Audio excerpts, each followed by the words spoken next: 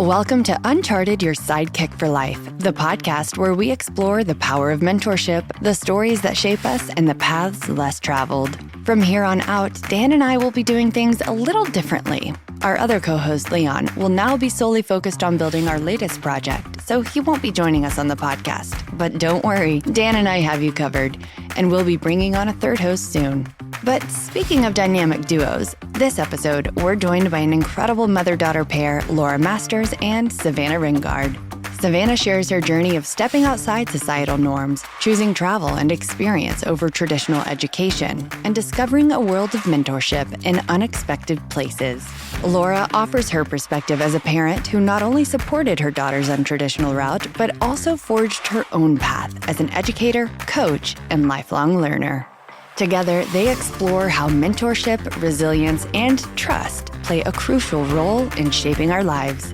If you've ever questioned the status quo or wondered if there's another way to approach life, this episode's for you. Let's jump in.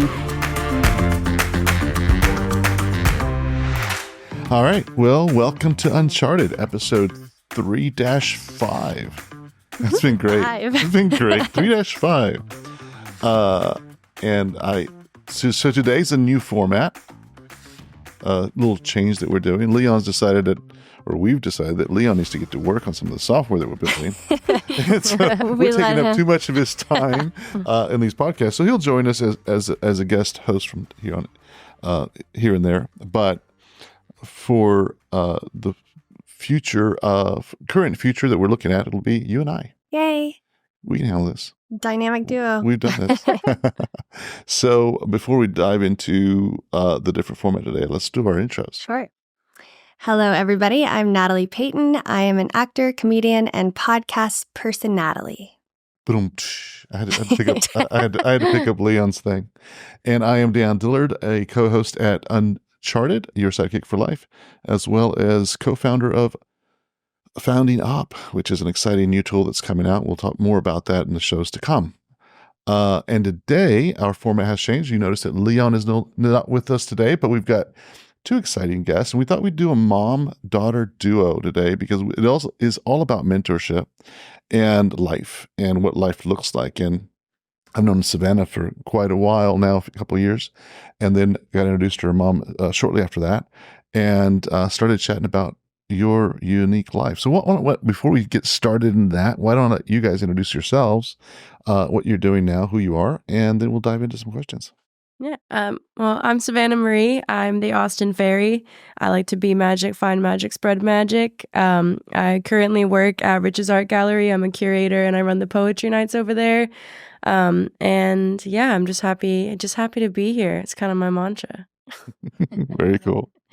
Hi, and I'm Laura Masters. I'm Savannah's mom, and I'm just trying out a new location-independent life. I run two businesses. I have one education therapy practice. I work with kids who have very complicated learning profiles, and my second business is personal and corporate coaching and coach training. And I teach a fantastic modality that combines ancient wisdoms with neuroscience for really learning how to tap into your inner wisdom and intuition. And it's just a riot. And we just connect people to their hearts again. I love it. Mm-hmm. So cool. Well, as you guys know, the show's all about mentorship. One of the things that I identified in building both a practice in wealth management and seeing some disconnect between parents and their kids and what kids wanted to do wasn't always aligned with what the parents did. Like, centuries ago, that's the way it was. We got our last name through, Smith because we're a blacksmith or whatever that name was. It's all tied to the family business. That's no longer a thing today. And so typically the thing is you go through this, society puts you in this kind of box is what I like to call it. So you go to school, you go to college, and you get a job. But even 20, 30, 40, 50 years ago, you would get one or two jobs that would last your lifetime because you had a pension and that just kind of became part of your identity. That is no longer the case. The average jobs that one has during one's career is now 12 and climbing. And so it's because, these jobs no longer exist. They have these pensions and tie you to them for the rest of your life.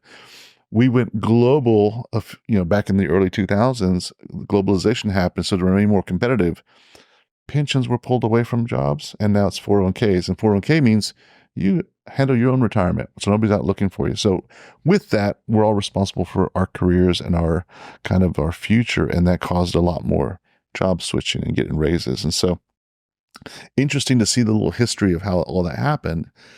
What I discovered in the planning aspect of it was this mismatch between parents and kids and trying to figure out what the kids want to do. And often it was just like, well, let's save enough money to get you to college and go figure it out there. Go find yourself in college. Mm-hmm. And that used to be a really neat proposition because it wasn't so expensive. But as college has gone up by 8% a year since I was a financial planner, started in 2000, and before then, we saw that being a mathematical problem with if one expense is at 8% and the rest of your lifestyle is at 3%, something's going to break along the way and or reach a tipping point.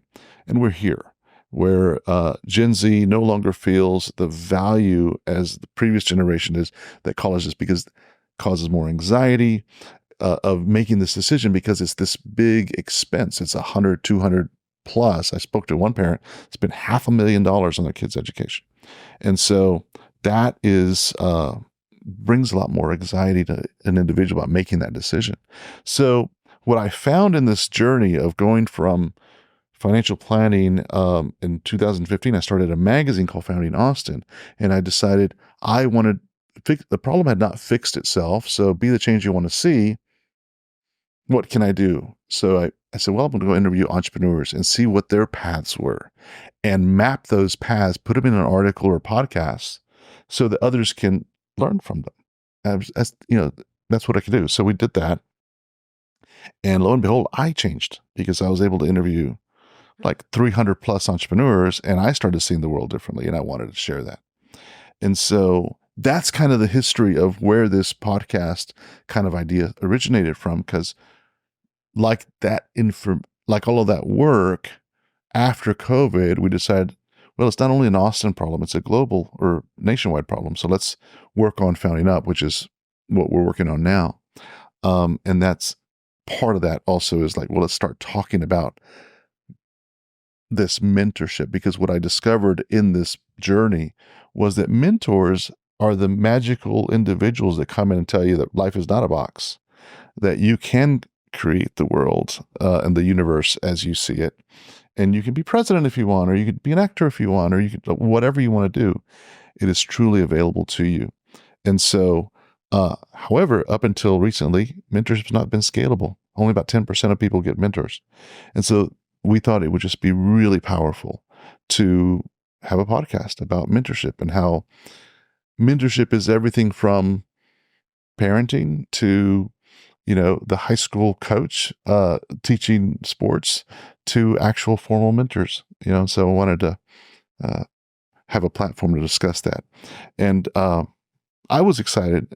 And when we had our breakfast and lunch and started chatting about your path, Savannah, and how you looked at travels and all the things that you did, kind of just went out there and I've just got to discover the world. So I'd like to chat about that, and then how mom was involved in helping you like encourage and go do this thing. So yeah, let's just Absolutely. kind of talk about that.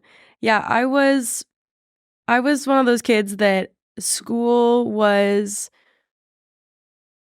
I just didn't feel smart. Right. Like I could pass classes. I wasn't, struggling, but I just never really felt like that was where I thrived. My brother was older than me, and he was a big academic, like teachers, everybody's favorite. Like, and I just didn't feel that way about school. I didn't find that passion in classes. I just felt kind of like I knew that there was something more for me out there. And high school definitely, like, it just kind of, it drained that spirit out of me. Like I was really struggling because it felt like I just was in this race that I was never going to win. And I didn't even want to be in the race anyways. Right. And It's so it true. was just like, I don't want to be running here. yeah, I was like, why is everyone running? I was just kind of like the kid that sat down and started picking at the grass. Like, I'm like, whatever. What are we doing here? And I think that is also how I found a lot of the mentors that I have, was I was really comfortable with not knowing. Like all these people were chasing this. Well, no, because they're telling me to do this, and they said when I get here and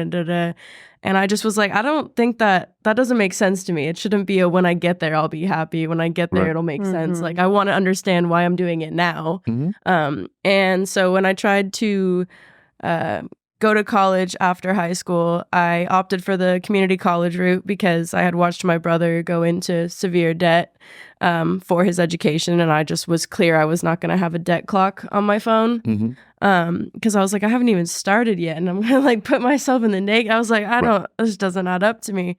And within a few months, it felt like a bigger high school. Like I just was like, okay, this is the same thing, same environment, same, social hierarchies. And I just felt really underwhelmed. And I was like, okay, I don't see the point right now. Yeah. And called mom one day. I was like, I'm skipping math, which I'm failing, to cry. I don't think this is right for me. I was like, nothing about this feels right. I'm not in the right place. I'm not doing the right things. Like, it's just not. And she just said, okay, pack your things, come home. We'll figure it out. I love it. And I went home, packed my bag, and, the next weekend or something, we actually moved all my stuff back and stuff, but she just let me kind of just say, okay, we'll reset. And I really love that aspect, and I'll explain why. One of the major things as a financial advisor that I was just having this same vision and problem was that there's $1.6 trillion in college debt in this country, and it's growing by 8%. It is second only to housing, and it'll overtake housing in 2042. So I just think that's nuts. Like, because I've got a 21-year-old myself, and I just don't see us straddling our kids with this anchor of debt before they get started in life. And so whenever you're like, I didn't want to be with this debt clock, I totally get it. That's not a way to. What it does for me is I go back and I think about Walt Disney, and whenever he built 100 years ago, what he built this ability to dream. Like that's what his whole purpose was. He wanted a dream is a wish your heart makes. Exactly. And it was just like he had this universe in his head where it's like, I want people to dream. And what I saw 100 years later was that dream was being squashed, and it was being squashed by college debt, because you're out there chasing a dream, but you're being like, now hope is like, oh my God, I got to get out of this thing. Well, and it's also, there's no guarantee like it used to be. It's not like you're a standout for having a college degree. Right. Now it's like, ooh, which kind of degree and which school do I want and this and that. Like I have so many friends who have fantastic educations, but they are servers because it pays better than whatever job they could get with a degree. And it makes no sense to spend so much money to get a piece of paper that you can't even make as much money as you could if you just put in a couple hours at a restaurant or a bar. Like there's just no incentive, and it's kind of like this falsehood that you're like forced down your throat growing up in school, and everything is like, no, if you want to be successful, go to college. Yeah. And then you get out and you start looking around, and it's so different. Yeah. And speaking of mentors, I owe that ability to go my own route to a teacher I had my senior year.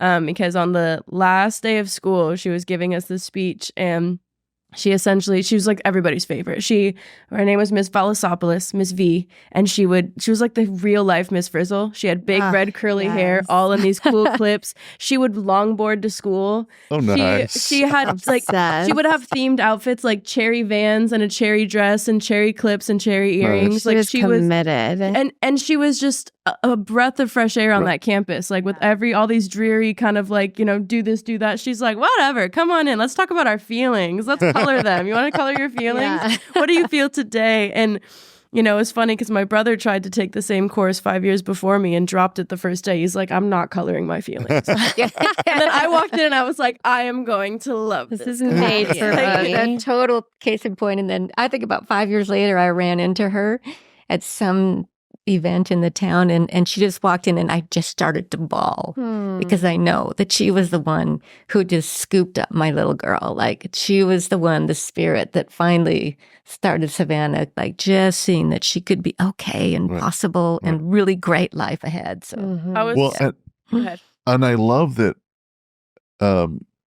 what Savannah said about you about being supportive, because part of the thing that, again, this box that we're talking about that most people go into, and then being able to come out of that box and say, no, the world is different. And so much of like what we just talked about it's not necessarily that there's one evil person saying this is what needs to happen, this is how it's going to change. It's just that we're just kind of going with the flow.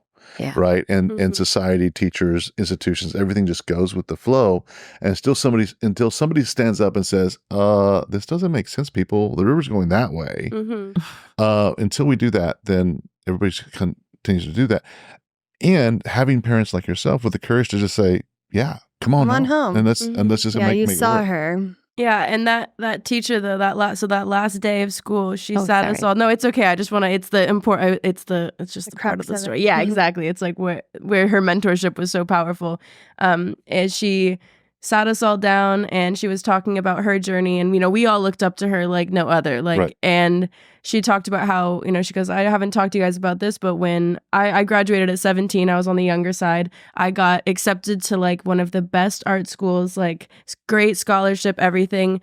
And I started it and I was just too young. She's like, I wasn't ready to take it seriously. I wasn't really happy. I had so much more in me. And so I dropped out and I went backpacking in Spain. Nice. And she's like, and then eventually I went back and she's like, here I am. I'm still here, right? Like I made a good life for myself. Her husband was one of my English teachers, Mr. Dinsdale. Like they had this great family. She was playing bass in a band. Like she was like, it's okay. You can take a different route. And so she left us with the line, whatever your backpacking in Spain is, go do it. School can wait. Your life can wait. Like go be young now. Go enjoy your life. You're going to end up in the same place. I love that. That is often, as I mentioned, I've got a 21-year-old, and she also needed her time and space. And I actually was promoting that because I in dealing with a lot of client relationships through my financial planning career, I noticed that it was like everybody is such a rush. As parents, you just want to do the best for your child. You want to give them the leg up, and you think that it's school and college and go do this, and it was. And I'm not throwing the baby out with the bathwater. I mean, there's still some value there, but you've got to be much more intentional. And I think part of it is this mindlessness of just like go figure it out and do it now because you want to get ahead. That attitude, I don't think it serves people anymore. And so, and I think it's important for people to like find themselves and find out more about what that spark is inside. So I 100% agree with that line and motto. I'm going to borrow that. That's great. Yeah, exactly. Like it just, and like my mom said, like I've seen her, I've met up with her, had brunch with her multiple times. Every time I end up bawling my eyes out because she was just like, she was just the first person that I felt like really saw me outside of like my mom. Because you're like, when you are blessed with a mom like that and stuff, you're kind of spoiled and you kind of don't expect any other people to like, you're like, but you're my mom. Right. So it's like when somebody else like unrelated sees you. And I was really struggling my senior year. I was really depressed and I was really angry and I was like acting out a lot and trying to get in trouble because I just wanted a reason to be upset. And one time I had like worn like a super short skirt or something like that, and I was just in this rebellion mode. I loved getting the yard duty mad at me. We had a feud and I would just try and get away with whatever I could. And one day Miss V just pulled me aside and she took me to the room next to hers and she's like, I thought I was going to get in trouble. She's going to, shame me and everything. She just looked at me. She goes, hey, are you okay? And I just started bawling. Like nobody had asked me that. Nobody had, like everybody had told me what I was doing wrong, where I was messing up, why I was this, that, the other. But nobody had just been like, hey, what's up? You good? Taking like, personal like personal interest in you. Yeah, and she just went, okay. I started bawling. She was like, take your time. We'll continue this after class. You can just sit out here. And I had like, there was a little library spot. And like, she was like, just take the time, just feel this, be in this moment, and we'll talk at break. And so, it gave me that vulnerability and she helped me find power in that because then I was able to get more resources from her. And really she was, much more just intentional and checking in. And, I think it just helped me feel like I wasn't just a blur going by in the world. Like suddenly, like it helped me just stop and kind of see what I had going on and what I was feeling when I was kind of just trying to breeze past it and create more chaos to ignore it. And she was like, hey, how about we feel it? And I was like, oh, Yeah, maybe. Have y'all heard of the book Help for Billy? Mm-mm. It's a book that Billies are typically the kids that get in trouble and then they're punished and sent to detention or for acting out. They're the class clown. They're causing disruption. But this particular author helped parents and educators understand that actually we need to help that Billy. There's Billies and there's Andys. And she chose neutral names for each of them because it can be boy or girl or non-binary. And the Billy is that kid acting out. The Andy is the kid that gets straight A's and is super put together. Your brother's probably an Andy, and you're probably a Billy. But rather than shaming or disciplining the Billy, you're meant to see them and understand what's going on because they're acting out for a reason. And it all ties back to social and emotional learning and how to just get to the core of what the problem is because there's a reason for everything that they're doing. Well, I highly recommend it. And on top of that, it's like most of us, even the Andys and the Billies, they're doing things because they're trying to make their lives work and make sense and feel good. And there's a wonderful doctor, Gabor Mate, who, I mean, his question is to any addict, to anybody who's struggling is, what happened to you? What happened to you? Tell me. And that from whatever happened, we're just clawing our way to feeling okay. And it's so beautiful to look at life that way. Yeah. The I'll speak for Leon because I've heard him say this before. Is the way our teaching systems, our institutions are built. They're not the most efficient way for every single person. They're the most lowest cost way. Having the cheapest way to teach someone is to have a lecturer up front, talk to a body of students, but it's not the most efficient. So it's, and I forget, he would have the stats, but essentially it's something like only 30% of people actually learn the way things are built. The others, the majority don't learn best that. That's why there's different kinds of genius. There's that one has, and if you're teaching that a way that only approaches or is best for 30% of people, you got the other 70% that are kind of like just barely kind of hanging on or not being in their genius in that way of learning. So you've got to find the other way. So I'm really happy that you came across that experience with that one teacher that really kind of understood and saw you, because as you were just kind of questioning the world, which is absolutely amazing. Don't do that. And I would encourage anybody that is doing that in the audience it is not wrong to question the world. These are the world changers, the people that challenge the status quo. Go do that. I had a funny realization the other day. I was like really frustrated with life, and I was just like sitting on the couch, and I was like, it just seems like we're sitting here and it's just problems. Like we're just supposed to solve it. And then I just started laughing, and I was like, yeah.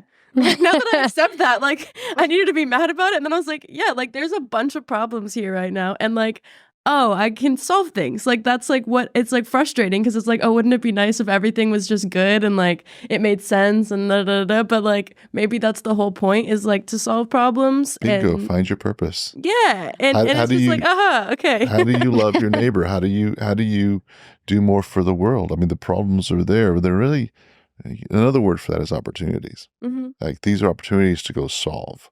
And it's like what spark inside you, what calls you the most, what's the biggest, I would ask anybody in the audience, the secret of finding out purpose in life is find out the biggest problem, opportunity that bugs you the most that you think you have an answer for. And instead of asking, why has anybody done this? Or why isn't this not being done? Or given up? This question, like back in the day, I was like, well, if it would have, this is a thought that a lot of people had.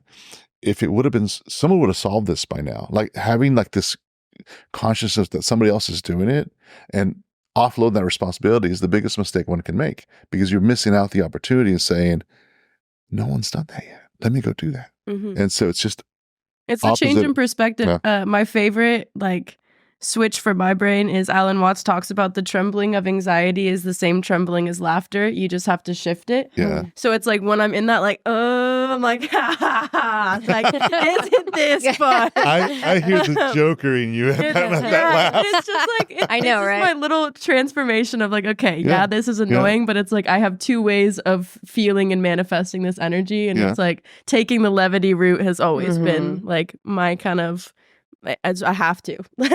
Well, and I know you love dad jokes so much. Love them. Love them from you.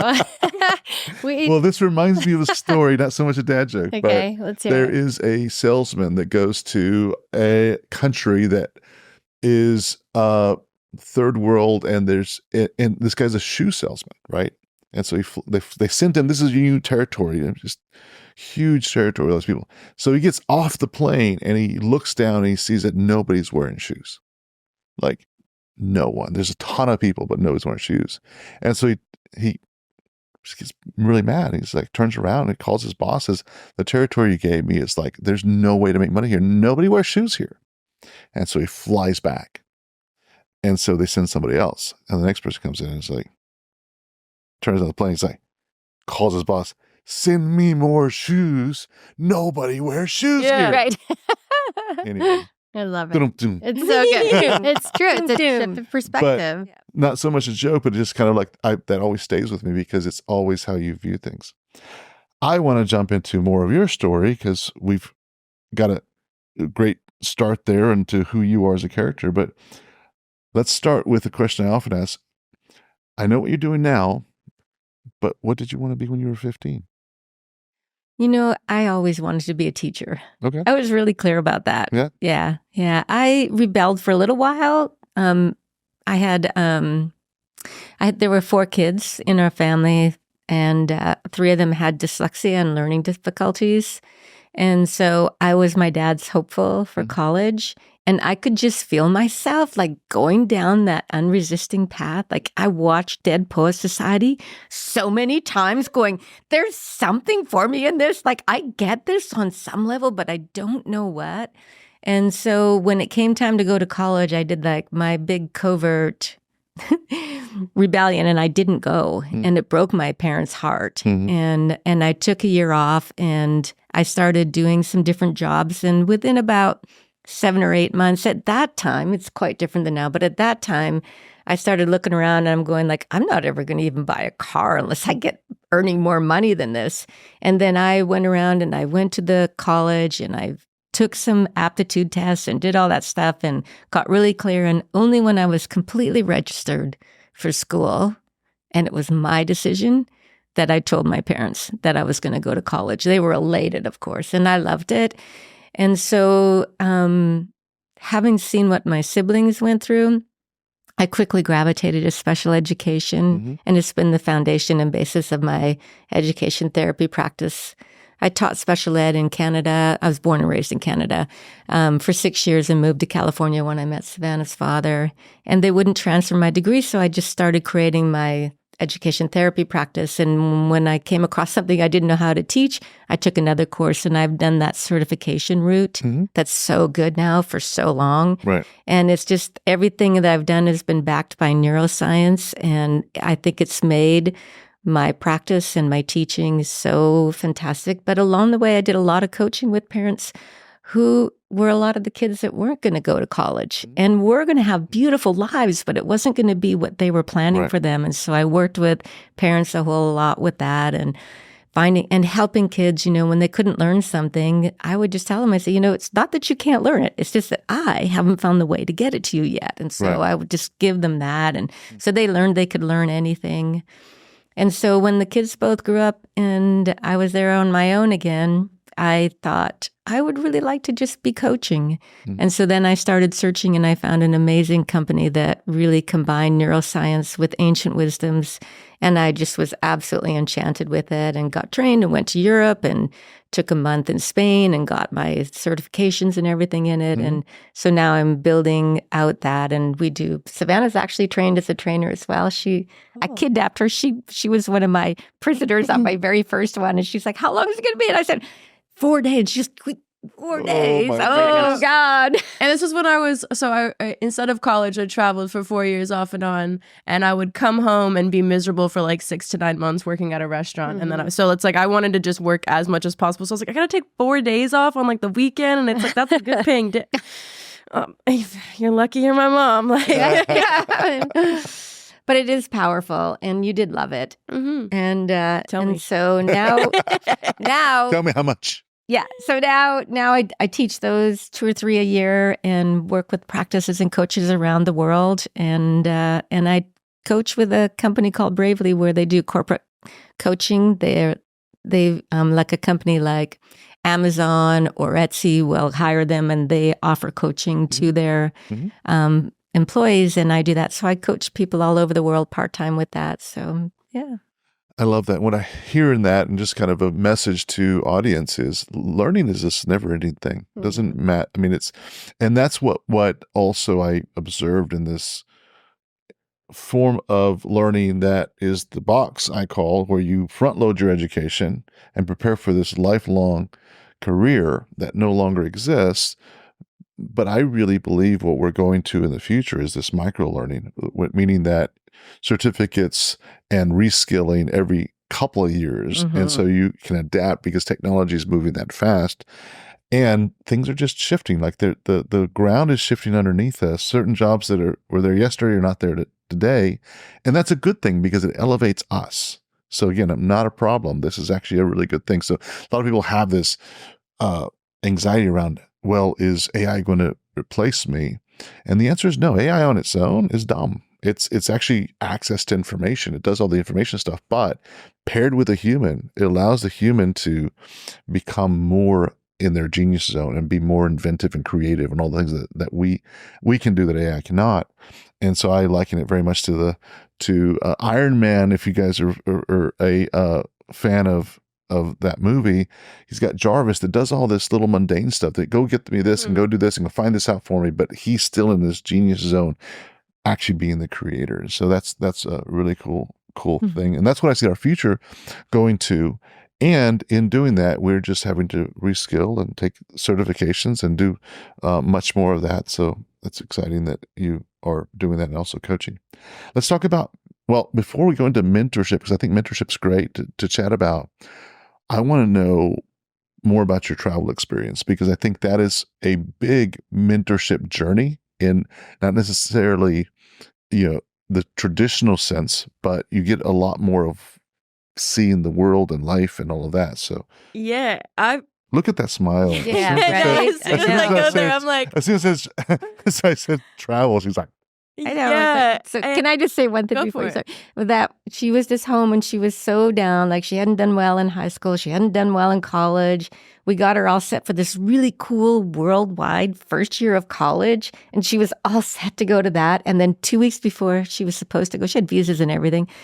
They called it off because there wasn't enough people. In fact, you were the only one. The only one. That's Yeah. not. They said it. They're like, there's not enough people for this current, year, and you're whatever. like, how many? I'll get a few more. Like, Yeah. no, you're the only one. Yeah. So down, her spirits were going. And finally, I just caught her one day and I said, Savannah, when you looked at that program of all the places that you were going to go, what's the one place you just are so sad you're not going to get to? And she said, Nepal. And so I said, okay, let's get you there. Partially two things of that. That was partially because we read Siddhartha in senior year, and Nepal is where the Buddha's born. And then also because I had just seen Doctor Strange, and it's Kathmandu. And I was like, oh, Kathmandu. And I remember loving that name like as Yeah. a kid. Like, Yeah. Kathmandu. Like, I It's wanna go such to a cool Right. name. Because Timbuktu and Dr. Seuss and stuff, just anything like that, I was like, that just sounds cool. But yeah, Discovery, so the curiosity. I love it. yeah, and so then she was like, okay, let's start looking up places in Nepal. Let's see if we can find something. And so I started doing my research on different, volunteer programs and things that make travel really affordable, and got super educated in volunteerism and was really careful to not be contributing to something that was just exploiting people. And I found a really amazing organization called the Third Eye Foundation, ran by this lovely man named Bajaya, who worked locally with just a few different schools and homes and villages. And I decided to do this program, and I want to say it was like $600 for 3 months of Wow. accommodation and food every day. So it's like I had a place to sleep. I had 3 meals a day, and all I had to do was help out at the children's home. And people were like, oh, were you teaching English? No, these kids were so much smarter than me. I'm not even going to lie. There was one chef for 80 kids. So our main job was just helping cut vegetables, helping walk them to and from school. And I would take them to play soccer every Friday. I'd take a group of them and I'd rent the little soccer field down the way that was like $10 for an hour. And I was like, come on, we're going. And it just... And the people, the girls. I was going to say, yeah, I mean, the volunteers that I was with became like, lifelong friends, and all the people that I've met like that. So that was my first start of the travel. I went for 3 months in Nepal. I was supposed to go there and come back. And then as soon as I think it was about 2 weeks in, I called my mom and I was like, so what if 3 months becomes like a year? I like that you went for the full year, not even 6, Yeah. not even double. It's like, Yeah. year. Yeah, because I'm my best friend, who is my other half, Julia. I met this girl who was half German, half English. And the funny thing was, the other roommate that we had, another volunteer, was also half German, half English. But they both lived in Germany, but they had English accents. So one day I was like, after a couple of beers, we're hanging out there, and I was like, all right, I got to be the dumb American. I was like, did the German accent change? I was like, what's going on here? Like, why am I meeting all these German people with English? I was like, are they teaching you British English? Like, is that what you learn? But she ended up, becoming like this first person I really confided in, because I kind of was closed off as a kid emotionally, because I was the only kid in my friend group that had divorced parents, the only kid that was going through like those significant emotional changes really young. And I remember being at a sleepover at like 7 or 8, and someone was like, it happened when you were 4, get over it. And I remember like internalizing that for like decades. And I was like, it happened when I was 4, get over it. And so Julia became this like complete safe space. And she was going to be going to Australia with her working holiday after. And she was like, you need to come to Australia with me. You can't go home yet. She was like, I'm worried about you if you go home. So glad that she did. And so I applied for my working holiday in Australia and ended up doing a year over there, where I was a housekeeper. And I was just bouncing around different hostels, working for accommodation, would make a little extra cash on the side to go buy what they call bagged wine. They call it goon. So you just go get your bag of goon and just go sit by the beach or whatever. Yeah. And those couple of years were so magical because of the amount of people I met who were so okay with not knowing. Yeah. I met people of all age groups, of all different backgrounds, all these things. And a lot of us didn't know. Right. And we were just content to kind of sit in this unknown together and enjoy this beautiful day, this beautiful place, these beautiful people. Sounds like you were more present. Mm-hmm. Yeah. And it allowed me to fall in love with life, so that I had something I actually wanted to work for. Like, I just had felt like I joked to people when I talk about it, of like, I remember looking around this small town I grew up in that was very much old money too, a lot of just generational privilege passed on, and the normal was not normal. Yeah. And I just remember being like, if this is what it is, I'm not in. Mm-hmm. Like, I don't think I'm down for the ride. Like, I really was. That travel was like my last job. Like, I gotta find something worth it, because right now it's like I don't see the point. Yeah. And within like a day in Nepal, I was like already getting enchanted, and it took about a week to like really make that big change, because I was a lot of other things going on. But as soon as I like opened my heart to it, I mean, I floated down those streets. I knew every shopkeeper. I knew every restaurant owner. I knew every single taxi driver by the end of it. Like, they knew us as the singing girls, because I would bring and I'd take out my little like phone and I'd put on Ed Sheeran, and we'd sing Ed Sheeran to the taxi drivers, because they love Ed Sheeran there. And James Blunt, which was really funny. But yeah, it lit me up. It gave me something to love about life. It gave me people to feel loved. I mean, I remember one bar owner was this old Australian dude named Peter, who I called my Nepal dad the whole time I was there, because I would just go and hang out at his bar, and we would talk about life for hours. And he was so full of wisdom and so interesting, and just opened this little bar. And I helped him get all the backpackers out there, because he had a projection, and he would I would make movie requests when my mom came to visit me in Nepal. I was like, we have to play Mamma Mia. I was like, that's like one of our favorite movies. Yeah. And he was like, okay, fine. All right. I was like, he's like, you bring enough people to me, you can have a movie choice. And yeah, I mean, I had finally felt accepted. I think that in my town, I think I fought really hard to like be the bright spirit I was, but it was just a lot of things kind of were tearing me down. And it's just like I said, small town. Like anybody who's a little different, you're gonna be the one to pick on. Right. And then finally, that was a good thing. Like being different was like I was being loved for and everything. And that's exactly what brought me to Austin, was just the same feeling that I thought I would only find in foreign countries. I felt like I found it in Austin, just a big group of people who don't know. Right. And we're figuring it out, but oh my God, this band right now is awesome. Yeah. Or like this margarita is crazy good. Or, you know, have you tried this new food truck? Like it's just, people are really present and figuring things out, and it's okay. Well, I love that, you know, you talk about this person that owns the bar, but I see mentorship. I mean, you stay there talking for hours, and he was so wise. It's that wisdom. You talk about ancient wisdom. It's all that storytelling is. It's all that mentorship is passing on knowledge that we've kind of figured out ourselves or heard from someone else, and then passing on to next generation to like, go run with this and be better. Right. And so I love that mentorship came in, and it often isn't in how you expect it sometimes. It's like, no. And you didn't go out there and say, will you be my mentor? It's like you just have conversations. Ram Dass says everybody is the guru when you know how to listen. Right. So it's just like, I feel like that's kind of the approach I took in life. Was I was, there's a, you know how some people are like know-it-alls? I joke that I was a miss don't know it at all. Like, I don't know. So whatever you want to tell me, I will listen. Yeah. I'll pick and keep the things that I agree with or whatever. But I think that being comfortable with like everybody, and I always say everybody knows something I don't. So I'm trying to figure it out. You and I share that kind of philosophy. I always start off the whole network of podcasts that I was doing before. It was this weird knowledge that I had before I went into media. It was mathematical and financial knowledge. That's where my base was. But other life experiences, some people would come back and talk about these things. I always felt out of place. Like, I don't know any of that stuff. I just know this, right? And then you go into media and you have all these interviews and you learn all these people. And I would just, from the very beginning, say, I'm going to, and I just kind of put it out there.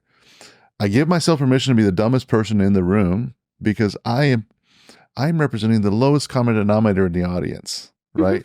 And so I'm going to ask dumb questions. And it allowed me just to be me. Wow. Yeah. And so I did that for like times 300 people. And so eventually you're picking up a lot of stuff, but also just by relaxing and just knowing that I'm not this person. I am this person. And I am okay with that. I'm just okay with this learning journey. And so, we share that same philosophy. Is like, never think, if you think you're the smartest person in the room, you're in the wrong room. Yeah, absolutely. You need to like upgrade your friends. Are you familiar with the concept of mimetic desire? Not in those terms. So it's this interesting philosophy that humans don't really know what they want. And what we do is we continually cast about looking for someone that we want to emulate, or somebody that impresses us, or somebody that gives us a different place to be leaning toward or moving toward. And it's like, you mimic it, like it's mimetic desire. And so that's what mentorship is. I knew that Savannah wasn't going to find anywhere else to be in Napa. Like, I was just like holding my breath forever when she was flying through China, because I just kept thinking, you've just got to go, just go, because I knew she wasn't going to find what she was looking for in Napa and in the community, or she would have found it already because she was that person. And so sometimes, we just have to let our kids find their journeys, like totally out there, like trust them that they know what they're doing. They're going to find what they need, and let them go. Like, just let them be in their lives. It's so important. Well, and that was exactly where I was going to go to next, because as impressive as your entire experience was, as a parent of a 21-year-old, the bravery that you had to be like, she was hardly 18. Were you even 18? I was 18. And I was just like, I just trust her. I just trust her to know she's going to be able to look after herself. But I did have heart-stopping moments. And when she called me and said, you got to come and visit me because I am okay now. And you have to see that I'm okay now. That's so well, because I would call her and tell her all these good things, but I could hear the mom in her of like, okay, so you doing okay? And I was like, all right, just come. I was like, you got to Yeah. see it in person for you Yeah. to believe it, I think. Yeah. So just come here and you'll feel it. You'll see it. Like, come experience where I'm at now. Like, and you won't worry about me for the next however long I'm gone. Right. Well, I love that, because one of the things that when we were having breakfast, that very question is, how did you do that? Because that does take bravery. I talk about fear in a lot of our shows, and through mentorship and through entrepreneurship, you're like, master your fear. And like, fear is just something in your head. You talk about that in one sense, right? You talk about building something new, and there's always, but there's all kinds of fear in your life. And one of the things that I hadn't mastered is what you've mastered, which is this fear of, okay, letting as a parent, there's a whole different fear. It's like, oh, you're in charge to protect this life, Yes. right? And at some point you've got to do this. But when you do this, you kind of want it to go slowly, not like, so it was like, Yeah, whoa, I know, whoa, right? whoa. That's how it felt. Right. And so I admire that. But I also think that that's one, super cool that you're able to do that, but it's very, very brave to be able to, like, you're halfway across the world. I can't get to you if something happens. Like, what if you, like, apparently you go instinct. What if you break a leg? Like, how, yeah, all these things, but you've got to, like, be able to trust. You know, it's interesting. I think that one of the things that allowed me to be able to do that was I did a similar thing in my 20s. I'd been teaching for 3 years, and I could see this already. I have a nice life, a nice job, a nice career. I've got a nice car and a nice apartment, nice friends. I'll probably marry a nice guy and have 2 nice kids and then have a nice death. I was like, cannot be all that there is. And so That's I went funny. into the school that I was teaching, and I said, I'm going to take a year leave of absence. How do I go about that? And I threw on a backpack. But I sat down with my dad one night and I said, Dad, what would you say if I told you that what I'd like to do is take a year off and go travel around the world? And he goes, where? Let's get a map. Let's do this thing. Nice. And that was when there was no cell phones. There was nothing. Like, there were like weeks or months Right. when they actually didn't know where I was. Right. Right. And I remember having a moment in India where I was sitting at this little train station in Patna. I'll never forget it. And it was pouring rain. And I was the only Caucasian in the entire train station platform. I was hoping I was at the right place because it's funny language, right? And I remember thinking, if something happened to me in the world right now, no one on earth would even know where I was. Wow. Not one soul. Wow. And my dad was cool with that. Like, he knew he was going to go into that. And I thought, wow, he just really trusts me. I mean, that wasn't the thought I had at the time. I actually just mostly cried. But but it was just that, and so I had that concept to lean on, that, my dad trusted me. I can surely trust Savannah when she can call me in an instant. Right. So- When I was traveling the world and living in other countries, it was right when Skype was coming out. And so we were able to stay connected that way. But I remember when I lived in Italy, it was the year Taken came out. Oh, And I yeah. happened to brought that be up. I happened to be couch It's like surfing. Jaws for me, right? Yeah, Jaws right. feels When I taken brought for up me. my travels, it's exactly what he was like, well, take it. Yeah. I happened to be couch surfing with a guy named Marco, which is the name of the perpetrator. in Taken. Oh! My Yeah, parents hi, were like, Dad. I'm with Marco. everything Marco. okay? But That's insane. Australia too. What part of Australia did you live in? I was in Sydney for about 4 months, and then Melbourne 3 months, and then like 2 months in Cairns, and then did the whole road trip from Cairns down to Sydney. I love it. I lived in Coogee Beach in Sydney. Yeah, gorge. It's the best. Gold member at the Coogee Beach Hotel. That's cool. I think Yeah, travel you is had so travels important. too, then. Yeah. I had that bug. I would convince a friend, like, all right, it's President's Day weekend. We're going to miss school on either side, but we're going to Iceland because tickets from New York are round trip $500. And people would be like, what? Okay. All right, let's go. So then we'd go to You're a little Iceland. conduit. Yeah. Yeah, we can go do this. All Yeah. we need is this. Nice. I would do I this. love that. Yeah. My daughter asks me all the time about traveling, and I'm okay. I'm not as brave as you, but I'm okay with, like, find someone to go with, and yes, go do it. It's but the whole The taking buddy thing, really, system. the whole taking thing for me, Yeah. it's like, how do I get there, and how quick can I get there if you need me? It is this parenting thing. However, find you a buddy, go, and See, but the thing with traveling alone is you're never actually alone. Yeah. Like, you You literally meet so many people. And even before I even got on Like my Marco. first flight, Yeah. before I even got on my first flight to Nepal, a girl in line, Muan, this adorable Thai woman who was here for, she was in the student UN program, and she was flying back, and we happened to be on the same flight, and we just, she was looking for something when we were getting my bag ready and stuff, and then we ended up getting in line for security together. And when I got off the plane, she was waiting, because I had a layover in China before I got to Kathmandu, and she was waiting for me when I got off the plane to check in on me and help me get to my gate. And there's a weird Wi-Fi thing you have to, it's a very complex little airport, and she was like, took me to everywhere, made sure I was at my gate, went and got food with me to make sure like I could order and everything. Like, we're still friends. That's yeah, cool. I still keep up with her.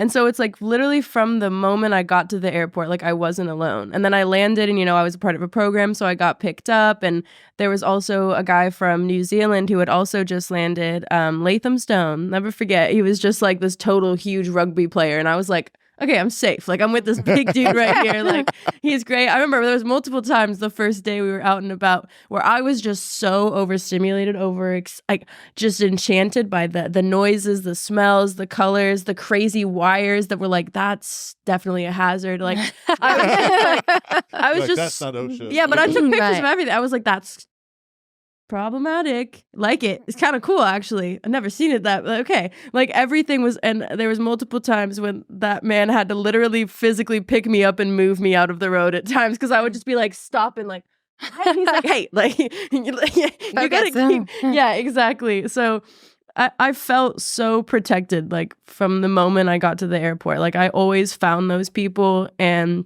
I stuck with them. And also the freedom of being able to be like, when I was in a room that I wasn't feeling super great in, to be like, oh, I don't have to answer to anybody or check in with anyone. I'm just going to leave. I'm going to go somewhere else, go to a different cafe, go wherever.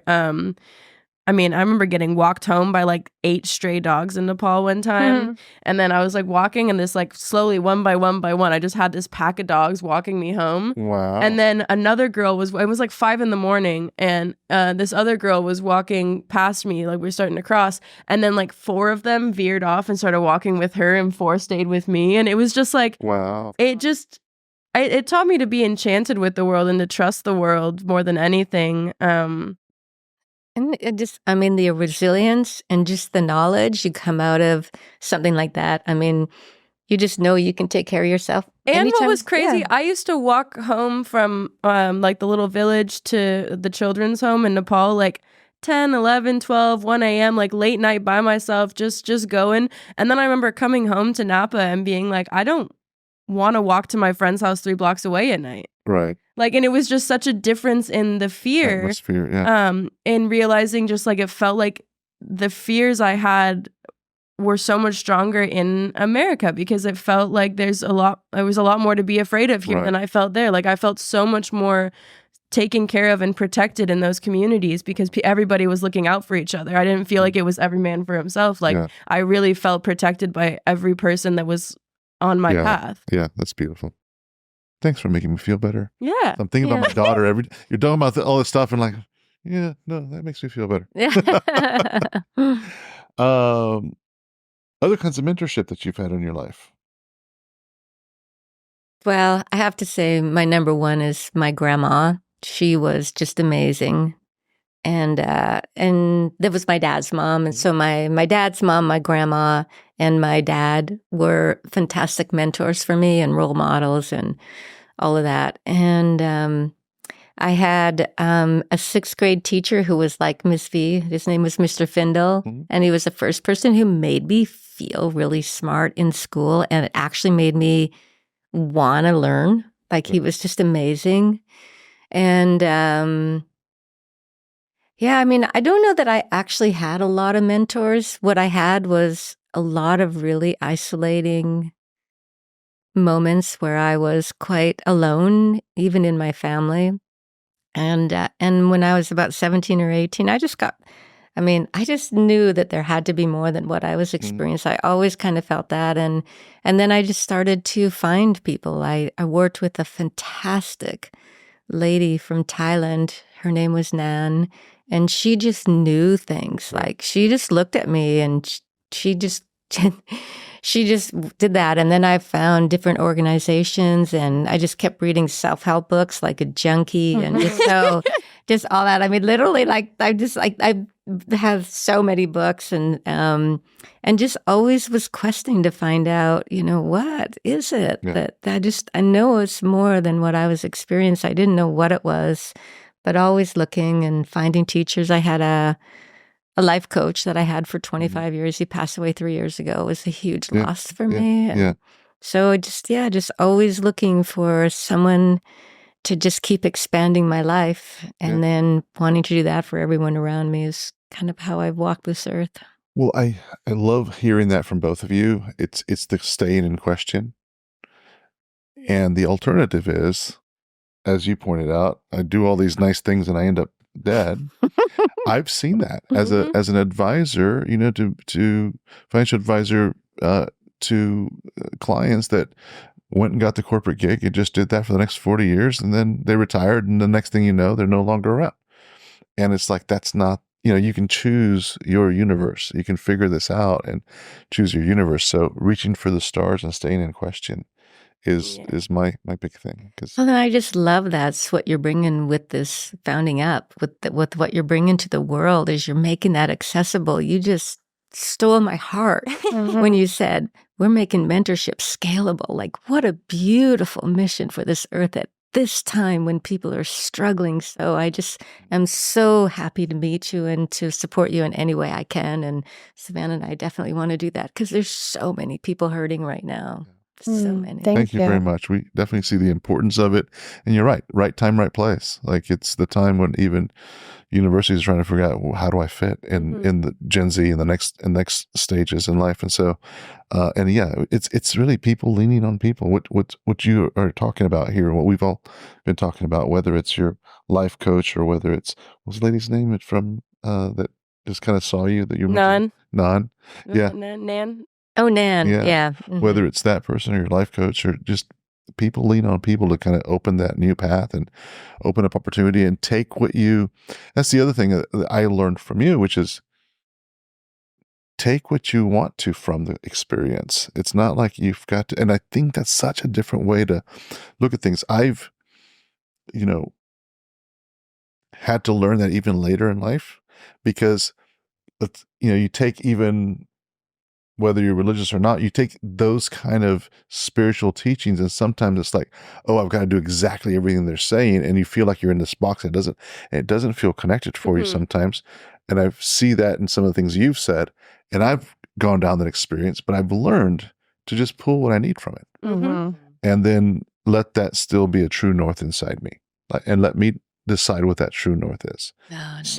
So I love the aspect of you, like, live in wondery and take what you need from it. And that's our gift as humans. And I feel like that's also the gift I've gotten with the most important mentorship that I've had here since I moved to Austin was at Rich's Art Gallery. So I found the gallery was like, the way that I ended up there was literally like, I had a friend from home who I had connected with after high school about art things.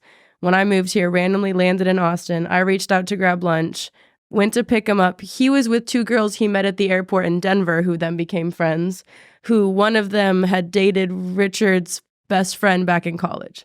So like just the bunch of little tiny things that had to happen for me to end up at that gallery were like, it was so funny, because then I got there and everybody who said they were going to this event didn't come.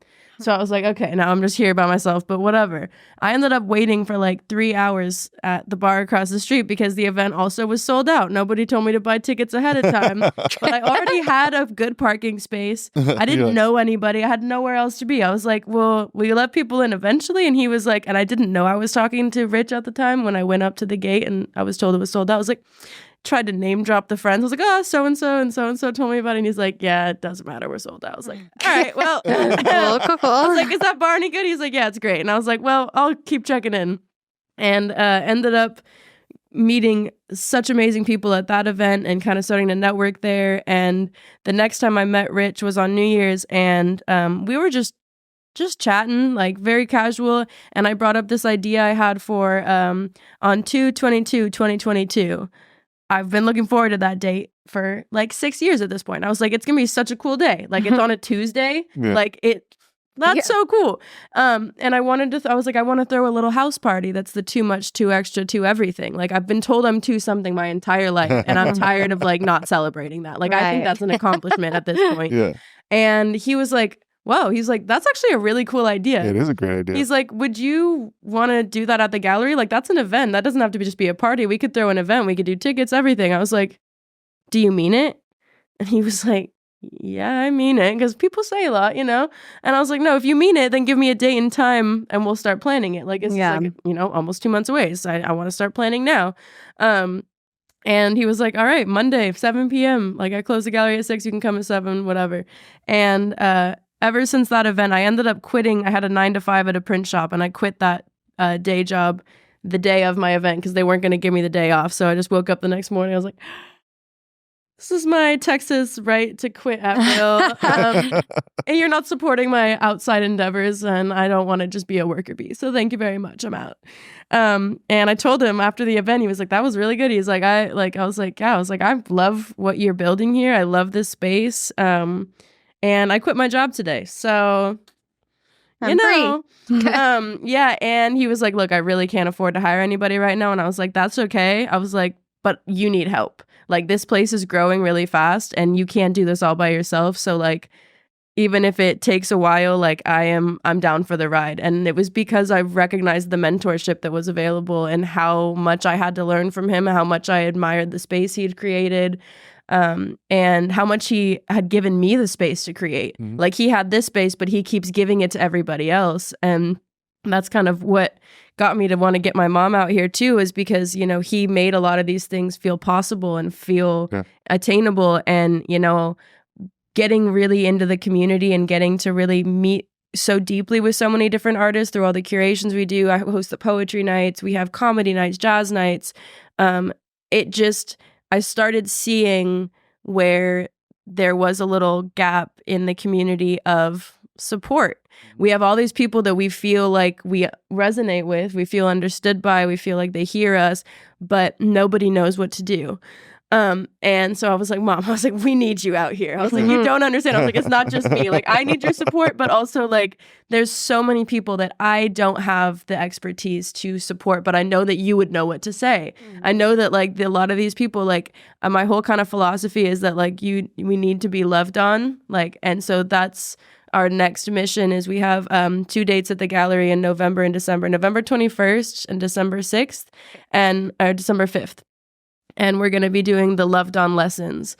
And it's kind of helping people get tools for self-acceptance, rewiring your brain to be on your side, because I have so many talented people around me who are their biggest obstacle, myself included a lot of the time. 100%. And I want to create a community that is within my community, that like for the people that are like, hey, you're in this community already, but like if you need this as well, and we want to combine some arts and crafts, make it tangible, because like I don't learn with somebody just sitting and talking at me, but if I have some materials to be working with that I can connect with what we're learning, and I know that that's how a lot of my visual artists and even musical artists in my life are need the tangible side of it, and so our goal now is to figure out how to make these kind of neuroscience things not feel like that. It doesn't have to be so clinical. It doesn't have to be so educational. It can just be something you learn and something you take with you. It's just not as complex as like getting a degree. You can just learn yourself and self-knowledge. Some beautiful principles that can be expressed through almost any medium, I think. I love that. And it's not,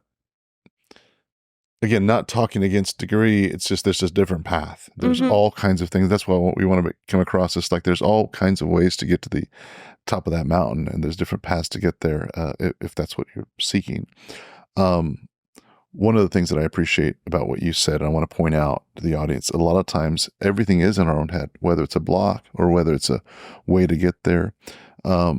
In learning about how to get things done, the biggest obstacle is you think you know how to get things done, or you have this plan of how to get things done, and it's got to be this way. And you don't let the universe or God or whatever you want to call that force, this consciousness, you don't let that express itself. The second you let go of the wheel and be like, all right, here's the intention, I'm going to put it out there, and then things will show up.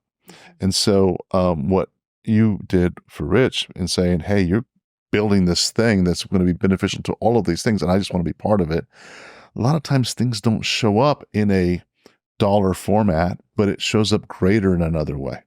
And so you've got to be open to do that. So the audience that's listening to this is one of the biggest things I've seen unfold is if you get out of your own way, things will often bless you larger than you would have ever imagined. Mm-hmm. And so just kind of trust me on that. It does happen. So and learning to rely not to rely on the exterior circumstances. Like that's the big kind of thing with what we want to kind of share is that as much as you can have your mentors and you can have your ideas and your inspirations and stuff, you're the only one who knows what you want.